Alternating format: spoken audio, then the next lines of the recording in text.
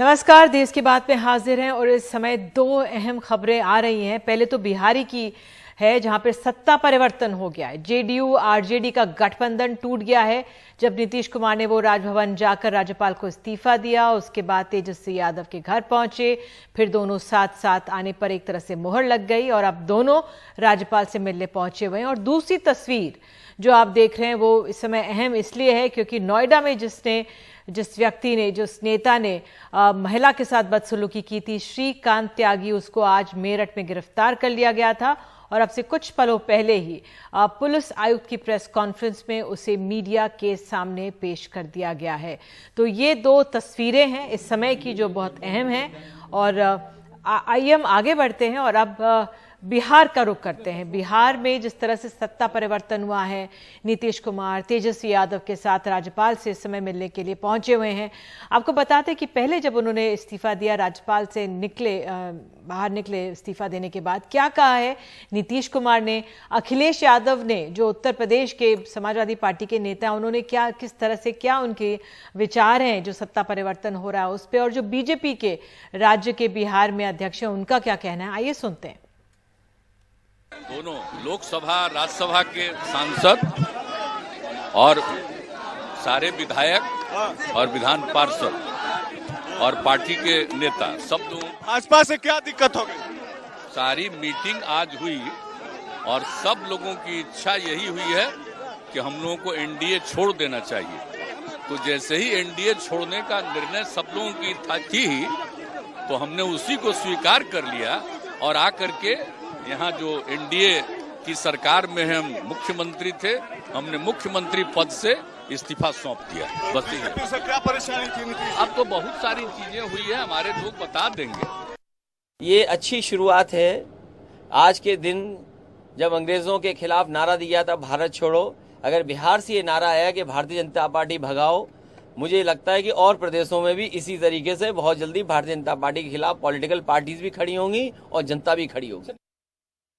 कुछ भी आज हुआ है वह न केवल भाजपा बल्कि बिहार की सारी जनता के साथ धोखा है और बिहार की जनता इसको कतई बर्दाश्त नहीं करेगी। और 2017 की जो परिस्थितियां बनी थी वह खुद वो बताएं कि उस भ्रष्टाचार में क्या अंतर आ गया, उस बातों में क्या अंतर आ गया। यह इस बिहार की जनता के साथ मैंडेट के साथ धोखा। तो आइए सीधे चलते अपने सहयोगी मनीष कुमार के पास, जो लगातार कल से ही पल पल की जानकारी दे रहे हैं। मनीष, इस समय सबकी नजर राजभवन में होगी। नीतीश कुमार तेजस्वी यादव के साथ गए हैं, कुछ और नाम भी आपने गिनाए जो गए हैं, क्या ताजा अपडेट वहां से?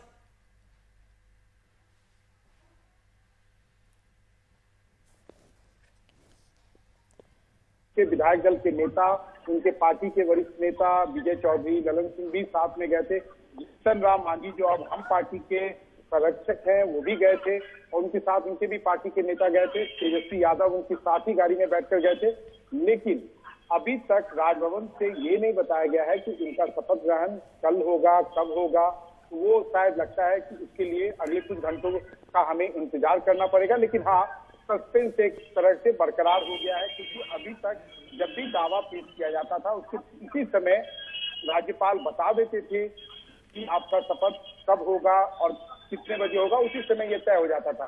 लेकिन आज एक और घटनाक्रम हुआ है कि सुबह में जब नीतीश कुमार ने उनसे समय मांगा था तो उनको 1 बजे का समय दिया था और बाद में उस समय को रीशेड्यूल करके 4 बजे किया गया था। और जनता दल यूनाइटेड के नेता उसी समय से कहने लगे कि राजभवन के ऊपर दिल्ली का दबाव है जिसके कारण इस अपॉइंटमेंट को रीशेड्यूल किया गया है।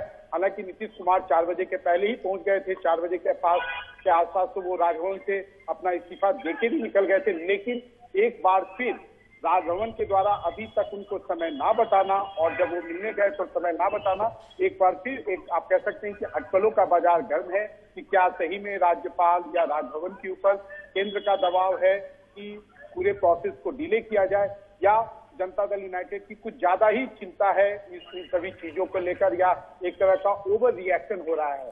बिल्कुल मनीष, आप लगातार नजर बनाए रखें खबर पर। तब तक नीरजा चौधरी, वरिष्ठ पत्रकार, हमारे साथ जुड़ गई हैं। नीरजा जी, धन्यवाद समय देने के लिए। आपसे यही जानना चाहूंगी नीरजा जी कि इस समय जिस तरह से अभी मनीष बता रहे थे कि राजभवन की ओर से थोड़ा विलंब सा नजर आ रहा है, किस तरह से आप देख रही हैं जो सत्ता परिवर्तन होता हुआ दिख रहा है बिहार में? देखिए, ये देखने लायक चीज होगी क्योंकि क्लियरली नंबर्स तो अगर नीतीश कुमार, आरजेडी, कांग्रेस, माले की जो पार्टी है, हैम जो है, नंबर्स तो उनके साथ है, वो तो स्पष्ट है। सरकार बनाने के लिए नीतीश कुमार दावा करते हैं तो उनको बुला लेना चाहिए, लेकिन गवर्नर क्या रोल प्ले करते हैं, इस तरह का रोल होगा क्योंकि आज के संदर्भ में कुछ भी संभव हो रहा है देश में, तो वो देखने लायक चीज होगी। हालांकि एक नया गठबंधन सामने आ रहा है और एक और सरकार ऑपोजिशन की जो पार्टीज थी, आरजेडी, कांग्रेस, कांग्रेस के हाथ से, एनसीपी के हाथ से, शिवसेना के हाथ से महाराष्ट्र निकल गया है, तो वापस बिहार एक और बड़ी स्टेट अगर आती है तो एक मोरल बूस्टर होगा। पर अभी कितने उसमें अड़चने आती हैं वो देखने लायक है, जैसा कि आपके संवाददाता बता ही रहे हैं। तो नीरजा, आप तो एक अरसे से राजनीति देखती आ रही है, किस तरह की अड़चने हो सकती हैं ये मैं आपसे समझना चाहूंगी। किस तरह का, अगर हम दबाव की बात करें या असर, केंद्र का असर करें, क्योंकि अब संजय जायसवाल जो वहां पे बीजेपी के अध्यक्ष, उन्होंने कहा है कि बीजेपी के साथ धोखा हुआ है, और जो आरजेडी और जेडीयू जिस तरह से साथ आ रहे हैं, पहली बार तो ऐसा हुआ नहीं है, पहले भी ये लोग साथ रहे ही हैं, 15 से 17 में भी रहे, 96 से 13 में भी, अब 96 से 13 में तो बीजेपी के साथ इतने साल तक ये रहे थे, तो ऐसा पहली बार नहीं है जो नीतीश कुमार ये कर रहे हैं। तो ये जो विलंब है उसको आप क्या आंक रही है, क्या हो सकता है ऐसे में? देखिए, अगर करना चाहें तो प्रेसिडेंट्स रूल भी कर सकते हैं, सरकार केंद्र करना चाहे, लेकिन करना नहीं चाहिए क्योंकि मुझे लगता है उसका पॉलिटिकल रिएक्शन होगा बिहार जैसी स्टेट में। और जैसा कि आपने कहा, मैंडेट, ठीक बात है, ये जो भाजपा के प्रेसिडेंट कह रहे थे कि मैंडेट भाजपा और जनता दल यू का था, लेकिन 2015 में मैंडेट आरजेडी और जेडीयू का था, जबकि 2017 में नीतीश कुमार छोड़ के चले गए और भाजपा के साथ सरकार बना ली, तब भी मैंडेट टूटा था। तो ये तो कहने की बातें हैं, आजकल की जो सिनिकल राजनीति हो गई है उसमें। लेकिन जैसा मैंने कहा, करने के लिए कुछ भी किया जा सकता है। आई होप नहीं किया जाएगा, नीतीश कुमार को सरकार बनाने दिया जाएगा। और ये लालू यादव और नीतीश कुमार की ये बहुत सोची समझी रणनीति है। नीतीश कुमार के हाथ में खास पत्ते नहीं थे और बहुत खूबी से वो मूव किए हैं जो उद्धव ठाकरे नहीं कर पाए टाइम पे, और उनको आभास था कि हो सकता है उनकी सरकार तोड़ दी जाए, उनकी पार्टी तोड़ दी जाए, तो उससे पहले ही वो मूव किए हैं। और ऐसा लगता है कि एक साल वो शायद चीफ मिनिस्टर रहे, उसके बाद तेजस्वी यादव को दे दें, और ये भी हो सकता है कि यूपीए की तरफ से नीतीश कुमार को अपोजिशन का चेहरा बनाया जाए 2024 के लिए, जो कि बहुत पहले भी अटकलबाजी होती थी इसकी, फिर वो छोड़ के चले गए थे अपोजिशन। तो बहुत सारी चीजें संभव है। क्या ये होने वाला है इस समय, ये सब कहना प्रीमैच्योर होगा, बिल्कुल, अभी तो सरकार ही नहीं बनी। बिल्कुल, लेकिन ये दिलचस्प है क्योंकि लोग यही चर्चा यही सुनना चाह रहे हैं, समझना चाह रहे हैं कि जो बिहार में इस समय हो रहा है क्यों हो रहा है। वाकई में आपने जिस तरह से महाराष्ट्र से तुलना की, लगातार यही हो रहा है कि क्या आरसीपी सिंह जो थे वो एकनाथ शिंदे की तरह, बीजेपी ऑपरेशन लोटस की बात हो रही थी, और जिस तरह से नीतीश कुमार इतने परिपक्व हैं, क्या ये उनका मास्टर स्ट्रोक था? लेकिन अभी लालू प्रसाद यादव को भी एक तरह से श्रेय दिया जा रहा है। लेकिन मैं आपसे ये भी समझना चाहूंगी नीरजा, इस समय कि अगर आप केंद्र की बात करें, 2024 के हम चुनावों की बात कर रहे हैं, क्या एक तरह से जो विपक्ष एक तरह से बिल्कुल चरमरा सा गया था विपक्ष का, ममता बनर्जी खड़ी हुई थी लेकिन उनके जो करीबी हैं उन पर भ्रष्टाचार के इतने बड़े आरोप लगे, तो ऐसे में ममता बनर्जी भी कमजोर पड़ती हुई नजर आई। तो ऐसे में अब नीतीश कुमार का क्या आपको लगता है कि वो किस तरह से क्या पूरे विपक्ष को एकजुट कर पाएंगी? क्या ममता बनर्जी मानेंगे उनको? क्या अरविंद केजरीवाल उनको मानेंगे? उस लिहाज से आपका क्या आंकलन?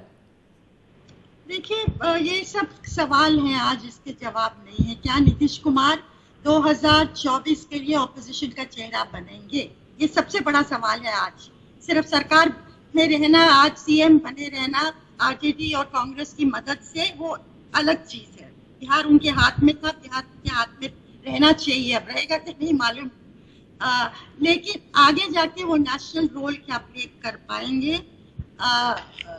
और क्या ममता बनर्जी एक्सेप्ट करेंगी? नीतीश कुमार हिंदी हार्टलैंड के हैं, ममता बनर्जी पूर्वी भारत से हैं। हालांकि पूर्व भारत से कोई भी आज तक प्रधानमंत्री नहीं हुआ है, बाकी सब नॉर्थ से भी हुआ, वेस्ट से भी हुआ, साउथ से भी हुए।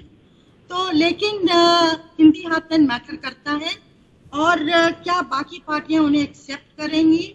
बिल्कुल, ये सवाल वाजिब है बाकी पार्टियां, क्योंकि क्या कांग्रेस भी, क्योंकि भले ही कांग्रेस की स्थिति जो भी हो, लेकिन अपने आप में चाहेंगे कि राहुल गांधी भी एक उम्मीदवार के तौर पर रहें, पीएम कैंडिडेट के तौर पर रहें, तो क्या वो भी, कांग्रेस भी मानेगी है कि नहीं? तो ये तमाम अटकलें हैं, उस लिहाज से बहुत दिलचस्प हो जाता है।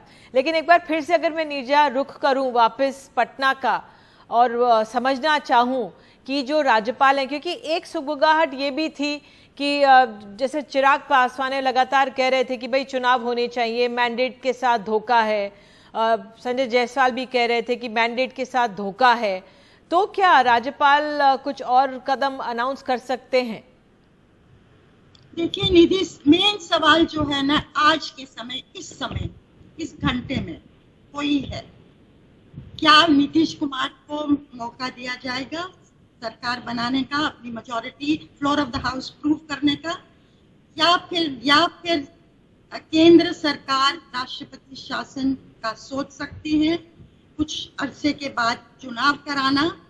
ये देखने लायक चीज होगी। हालांकि ये अनफॉर्चुनेट होगा, क्योंकि क्लियरली मेजॉरिटी उनके पास है, नीतीश कुमार के पास है, और उनको मौका तो देना ही चाहिए। आप अक्की करिए। लेकिन एक चीज मैं कहूंगी कि जहां तक 2024 का सवाल है, आपने कांग्रेस की बात की, मुझे लगता है कांग्रेस इस बार शायद नीतीश की लीडरशिप को एक्सेप्ट कर लेगी 2024 के लिए।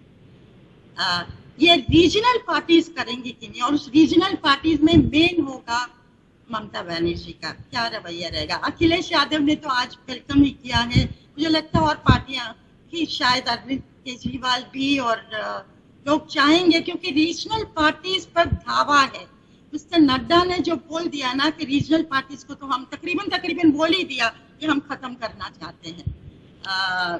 तो एक पार्टी सिर्फ ऑपोजिशन मुक्त भारत वन पार्टी रूल की तरफ वो तो अग्रसर होना ही चाह रहे हैं। तो रीजनल पार्टीज के लिए बहुत ही खतरे की घंटी है, ये मंडरा रहा है क्लाउड जो है उनके ऊपर। तो आज न मरता न क्या ना करता का सवाल हो गया है, एक अस्तित्व की लड़ाई का सवाल है रीजनल पार्टीज के लिए भी। पर पॉलिटिकली सीन बहुत इंटरेस्टिंग हो गया है निधि। इस समय सडनली एक जान फिर से आ गई है ऑपोजिशन, जहां तक ऑपोजिशन का सवाल है। बिल्कुल, भले ही जितनी बारी राजनीतिक दल पाले बदले हैं, लेकिन जिस तरह से ये बदलाव यहाँ पर देखने को मिला है सत्ता परिवर्तन का, उससे बहुत विपक्षी खेमे में एक तरह से राहत मिली है कि कहीं पर कोई जगह है जहां पर विपक्ष के एक बार फिर से मौजूदगी दर्ज की जा रही है। मैं कोशिश करूंगी अपने सहयोगी मनीष कुमार के पास जाने की, अगर वो हमारे साथ जुड़ पाएंगे, लेकिन मुझे बताया जा रहा है हमारे साथ नहीं है। लेकिन वाकई में जो विलंब जो हो रहा है वो अपने आप में काफ़ी अहम लगातार ये सवाल बनता जा रहा है कि क्या कारण है कि राजभवन में अभी इतना समय लग रहा है, राज्यपाल क्या निर्णय लेने हैं, या किस तरह से वहाँ पे परिस्थिति बन रही होगी। क्योंकि कहा ये जा रहा है कि नीतीश कुमार गए हैं, साथ में तेजस्वी यादव गए हैं, ललन सिंह और कुछ और अन्य नेता जो वरिष्ठ नेता हैं जेडीयू वगैरह के, वो भी गए हैं राजभवन के अंदर, और देखना होगा किस तरह से वहाँ पे परिस्थिति साफ सामने आती है। दूसरी तरफ मैं अगर आपसे जानना चाहूँ नीरजा, जो बीजेपी है उसको आप कैसे आंकेंगी? क्योंकि जो बीजेपी है वो अपने आप में, अब संजय जायसवाल की प्रेस कॉन्फ्रेंस हो गई, हमारे सहयोगी अखिलेश ने एक मैसेज भेजा है, कैबिनेट की बैठक है, कल सुबह कैबिनेट की बैठक है, दिल्ली में होगी, जाहिर तौर पर बिहार पर भी चर्चा होगी, लेकिन आपका क्या आंकलन है? आप मेरे से पूछ रहे हैं निधि? जी मुझे लगता है, देखिए भाजपा को शायद ये सरप्राइज था, सुशील मोदी को, रविशंकर प्रसाद को भेजा है। मैं मानती हूँ अगर सुशील मोदी को वहां डेप्यूटी सीएम छोड़ देते बिहार में, तो शायद ये आज नहीं होता। जो कि टेंशन्स बिल्डअप की है ना जनता दल यू और भाजपा के बीच में, एक तरह से फैसले थोपे गए हैं या इससे alliance partner Janata Dal you नाराज होता चला गया है। तो कहीं ना कहीं भाजपा को ये लग रहा है कि उसको एलाइज की जरूरत नहीं है और वो बिना एलाइज की अब काम कर सकती है और उनकी बात सुनने की इतनी जरूरत नहीं है। तो ये एक अनफॉर्चुनेट चीज तो रही है। सुशील मोदी को वहां छोड़ने तो शायद कहानी अलग ही होती, पर देखें भाजपा पर ये भी कहना कि अगर नीतीश कुमार को भी 2024 का चेहरा बना देती है ऑपोजिशन, इसका मतलब ये नहीं है नरेंद्र मोदी को वो टक्कर दे पाएंगे, ये जरूरी नहीं है। वो तो बिल्कुल अलग बात है नीरजा, लेकिन अगर मैं ये आपसे समझना चाहूँ, जिस तरह से आरजेडी और जेडीयू करीब आ रहे थे, मई में आपको याद होगा जो इफ्तार पार्टी हुई थी, पहले तेजस्वी यादव की इफ्तार पार्टी में नीतीश कुमार पैदल चल के जाते हैं, ज्यादा दूर नहीं है तेजस्वी यादव का घर, फिर जब नीतीश के यहाँ होती है इफ्तार पार्टी, वो चलकर आते हैं। चल के आने का मतलब ये कि मीडिया तमाम इसको कवर करता है। सेंसस की बात में नीतीश कुमार तेजस्वी यादव के साथ खड़े होते हैं, बीजेपी के अलग खड़े होते हैं। लालू प्रसाद यादव जब बीमार होते हैं, उनको दिल्ली लाया जाना होता है, तो सब कुछ नीतीश कुमार की देखरेख में होता है, एयरलिफ्ट जब उनको किया जाता है। तो तमाम ऐसे पहलू हैं जब नीतीश कुमार और आरजेडी के बीच जो तालमेल है वो फिर से बनते हुए दिख रहे थे। लेकिन बीजेपी की तरफ से लगातार जो संकेत मिल रहे थे उससे वो आहत है। लेकिन क्या बीजेपी आंकलन नहीं कर रही थी स्थिति का, या आरसीपी सिंह पर निर्भर होना ये गलत पास से चले गए बीजेपी की तरफ से? देखिए, पूरे आसार तो दिख रहे थे, आप सही कह रहे हैं। दोनों इफ्तार पार्टियां होना, नीतीश कुमार का इस तरह से सब चीजें सहूलियत करना लालू यादव के प्रति, ये वार्निंग सिग्नल्स तो आ ही रहे थे। लेकिन मुझे लगता है शायद भाजपा ने नहीं सोचा था इतनी जल्दी हो जाएगा ये, और एकदम फर्म अप हो जाएगा, इस तरह से नंबर्स आ जाएंगे।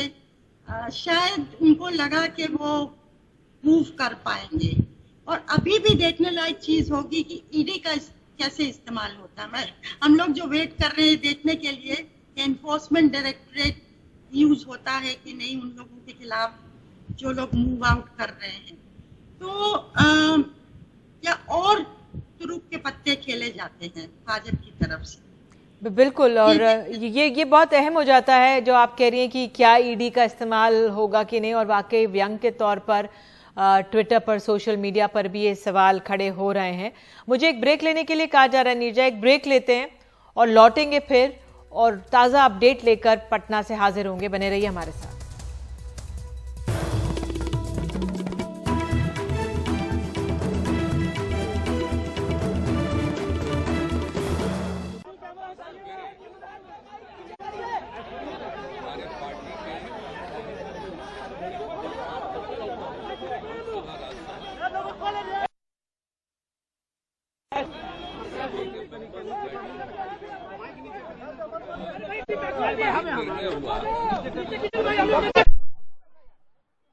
इस गठबंधन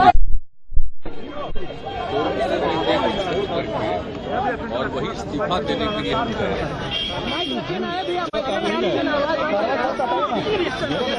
हम लोग के पहले कोई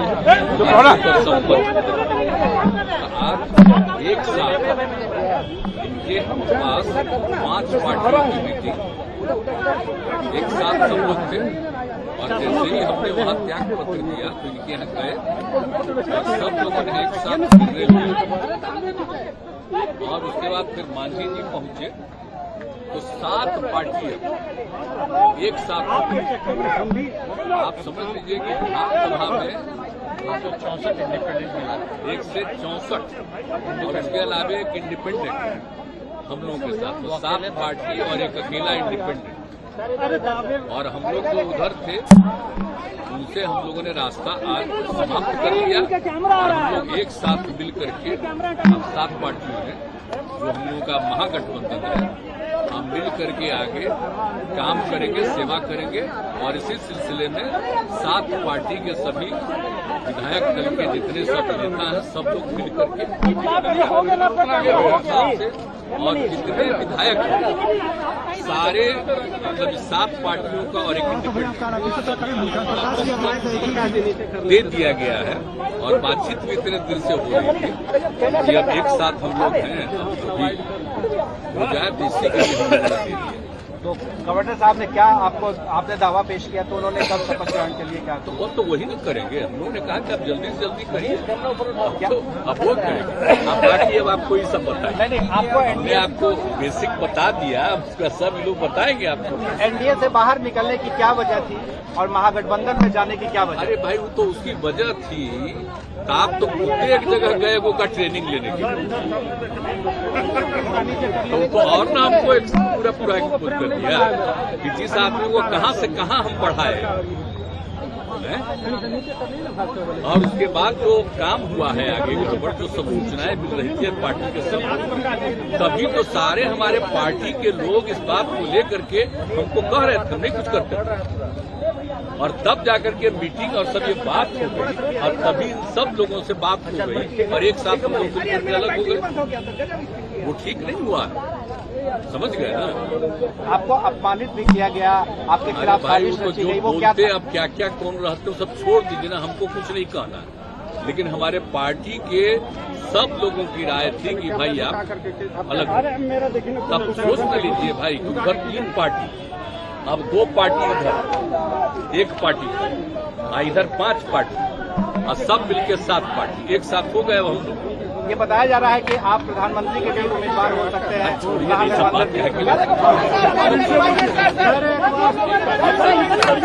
बिहार का एजेंडा क्या होगा? बिहार का एजेंडा क्या होगा? बिहार का है बिहार की सेवा करना, हम मिल करके काम करना, सब लोग पूरे बिहार को आगे बढ़ाने के लिए लगे रहेंगे और समाज में जिस तरह से एक विवाद पैदा करने की कोशिश हो गई थी शुरू, वो हमको अच्छा नहीं लगता था। आप अच्छी तरह जानते हैं ना, आप तो एक बार 17 में हुए थे, 17 के लस्बा में आए न थे, तो हमने तो कहा ना कि हम ये सब कोई चीज जो कहीं कुछ करेगा गड़बड़, जो कुछ होता है विभिन्न धर्म के लोगों का, तो वो सब हम लोग नहीं करते, लोग सबका एकता रहनी चाहिए।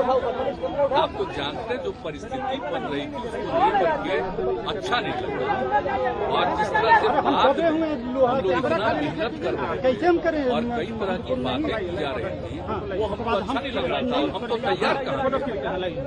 जब हमको इतना कम सीट हो गया और हम तो नहीं तैयार थे, आप कैसे भी तैयार हो गए?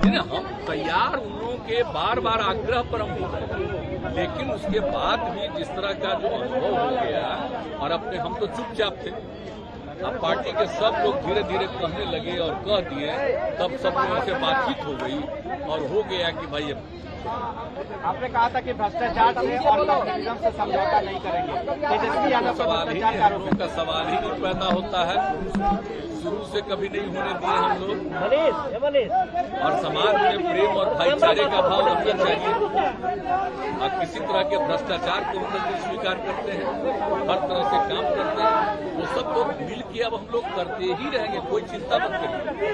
और आगे क्या होगा, अब हम लोग सब एक साथ रहेंगे और दूसरे राज्यों में भी जो कुछ भी करना होगा वो करते रहेंगे। सीबीआई ईडी का क्या गलत इस्तेमाल हो रहा है? सीबीआई ईडी का क्या गलत इस्तेमाल हो रहा है? सीबीआई ईडी का क्या गलत इस्तेमाल हो रहा है? कोई नहीं,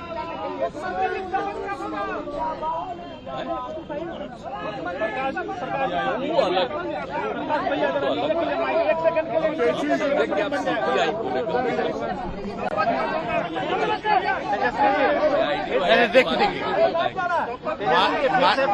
एक मिनट बात सुनिए। अच्छा, काफी देर से मुख्यमंत्री जी अपने बात को रख रहे हैं।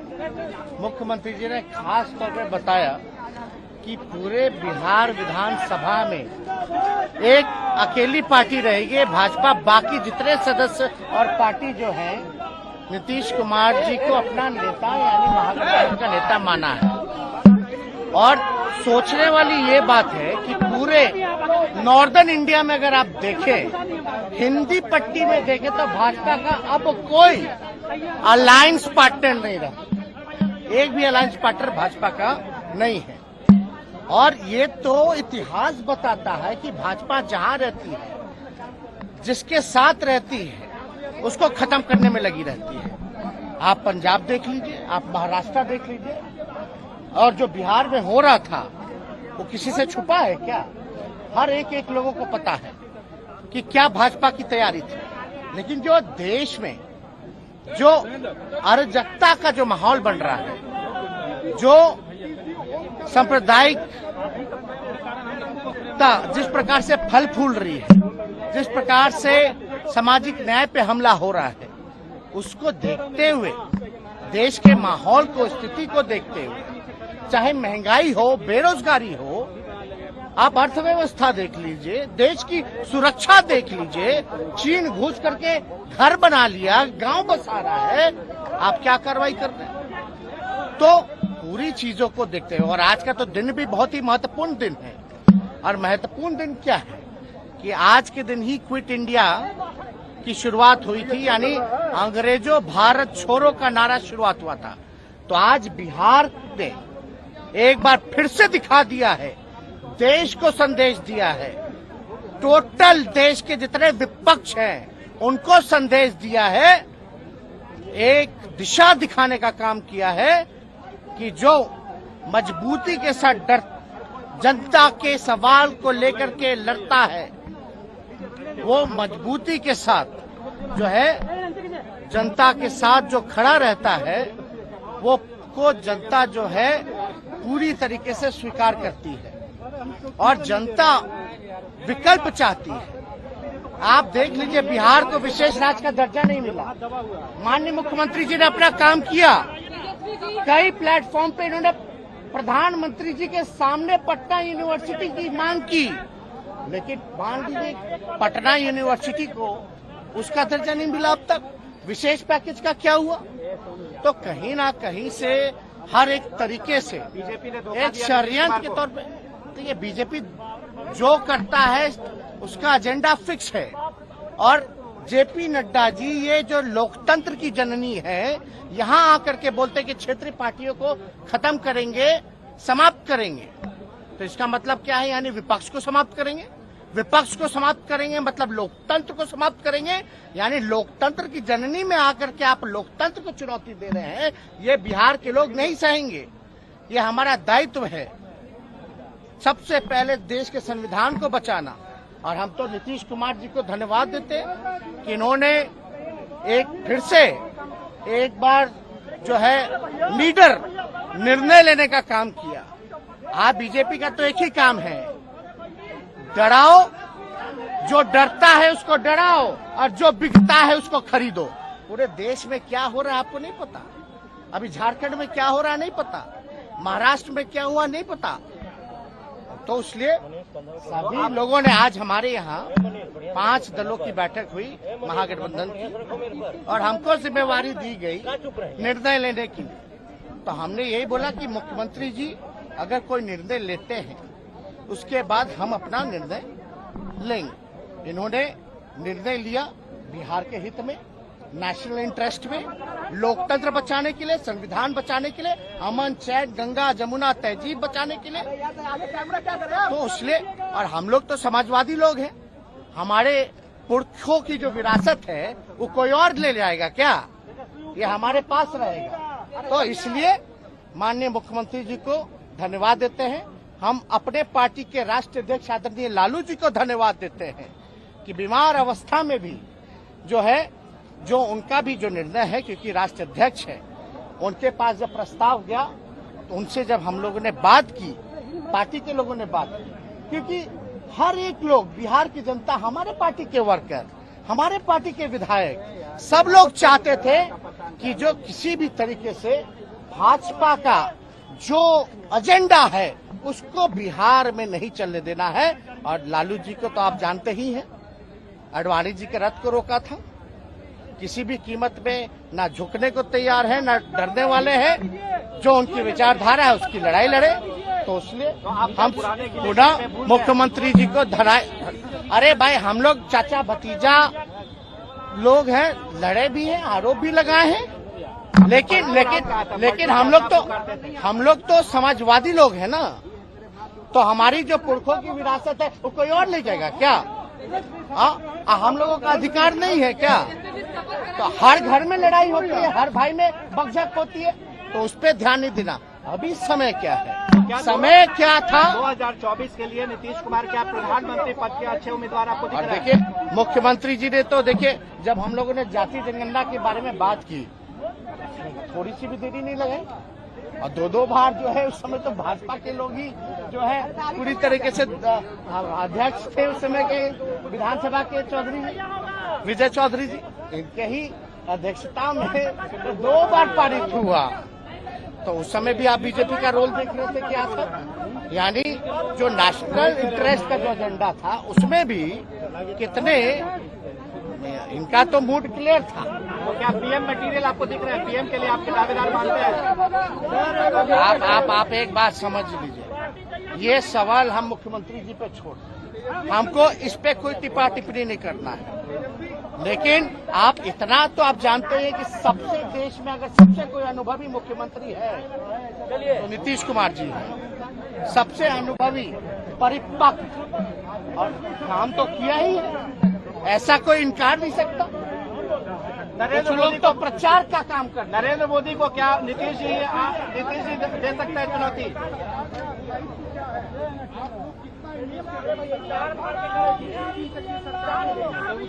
बिना इंटरेस्ट के, और ये कोई अपना इंटरेस्ट नहीं है, ये बिहार का इंटरेस्ट है, बिहार के नौजवानों का इंटरेस्ट है। इसलिए 10 लाख जो रोजगार देने की बात की थी, क्या आपकी सरकार ने? हम लोगों की बात चलेगी। अभी तो 10 लाख नौकरी, एक बार तारीख तो तय हो जाने दीजिए, 10 लाख तारीख तय हो जाने दीजिए, जनता के दुख दर्द को दूर किया जाएगा।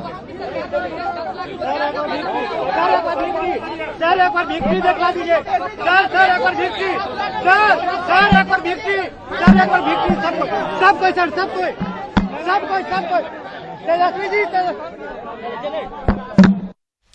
तो हम देख सकते हैं तेजस्वी यादव बहुत आक्रामक थे। सबसे अहम जिस तरह से नीतीश कुमार ने बोला कि 7 पार्टियों का महागठबंधन बनने जा रहा है और 164 विधायक उनके साथ हैं, और जिस तरह से तेजस्वी यादव ने कहा है कि जो ये इन्होंने निर्णय लिया नीतीश कुमार ने, वो संविधान को बचाने का, लोकतंत्र को बचाने का, गंगा जमनी तहजीब को बचाने का ये आज ये फैसला निर्णय लिया है मुख्यमंत्री नीतीश कुमार ने। उन्होंने ये भी कहा है, भाजपा पर तीखा प्रहार किया है तेजस्वी यादव ने। उन्होंने कहा है कि अगर आप देख लें आज के इस फैसले के बाद देश के उत्तरी भाग में भाजपा का कोई अलायंस पार्टनर नहीं रह गया है, और ये भी कहा कि भाजपा जिसके साथ गठबंधन में होती है उस दल को समाप्त करती है। तो अपने आप में आज बहुत अहम दिलचस्प ये है। और जब उनसे पूछा गया क्या नीतीश कुमार 2024 के लिए प्रधानमंत्री उम्मीदवार हैं, उसके लिए कैंडिडेट हैं, तो उन्होंने कहा कि सबसे अनुभवी हैं ये मुख्यमंत्री और सबसे परिपक्व हैं जो इस समय की राजनीति है। बहरहाल एक छोटा सा ब्रेक हम ले रहे हैं और खबरों के साथ हाजिर होंगे, बने रहिए हमारे साथ।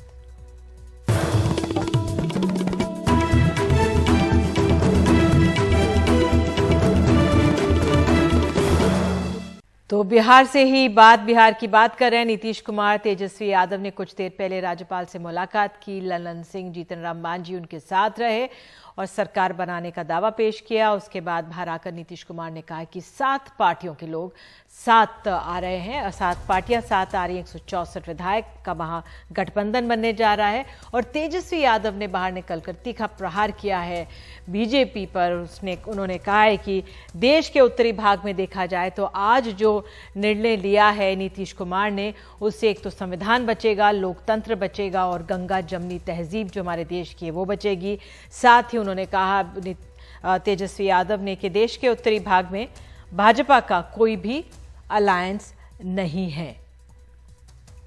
तो बस ये इन्हीं तस्वीरों के साथ अब मुझे कहा जा रहा है कि एक छोटा लालू है पटना में, वो इस समय चर्चा में है क्योंकि वो लालू प्रसाद यादव की तरह बहुत बोलते हैं, आरजेडी के वो समर्थक हैं। आइए सुनते हैं कौन है ये छोटा लालू।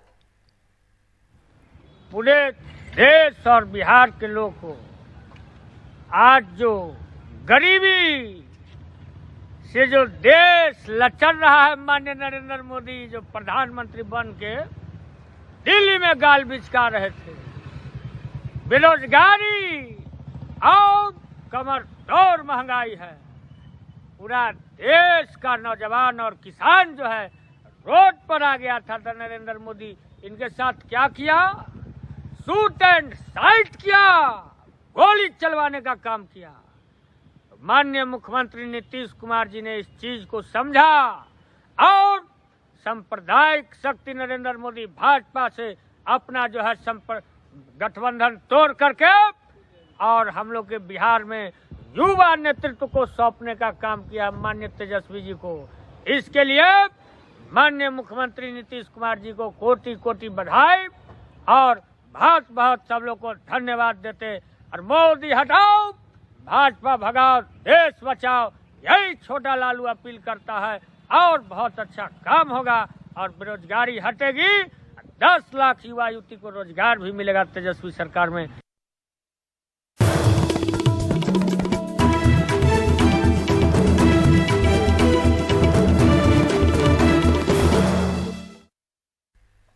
देश की बात में बात अब महाराष्ट्र की। महाराष्ट्र में नई सरकार के स्थापना के लगभग 40 दिन बाद महाराष्ट्र में मंत्रिमंडल विस्तार किया गया। कुल 18 लोगों को मंत्री बनाया गया।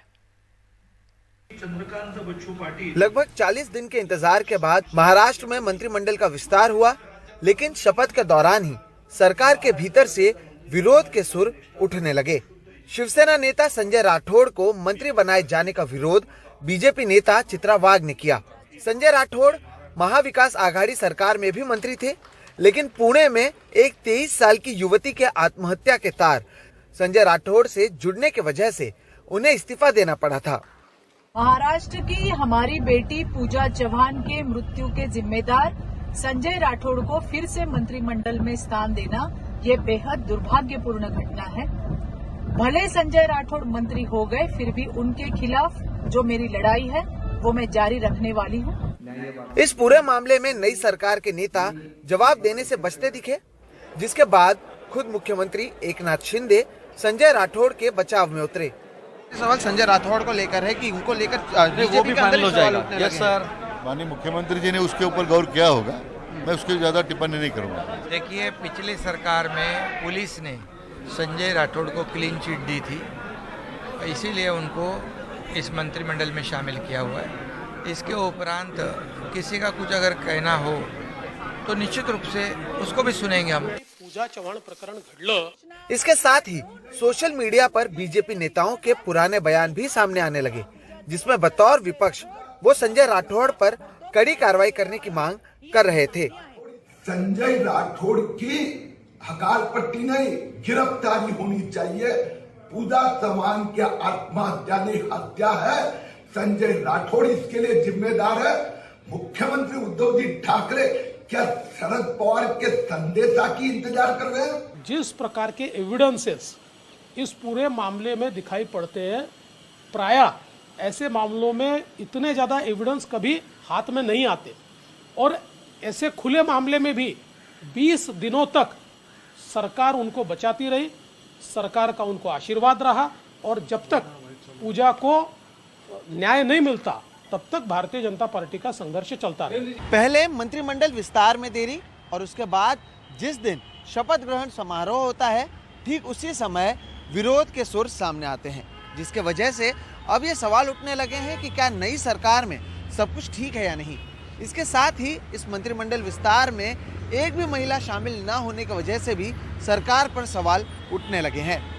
मुंबई से कैमरा पर्सन प्रवीण जी रोहित के साथ सोहित मिश्रा, एनडीटीवी इंडिया।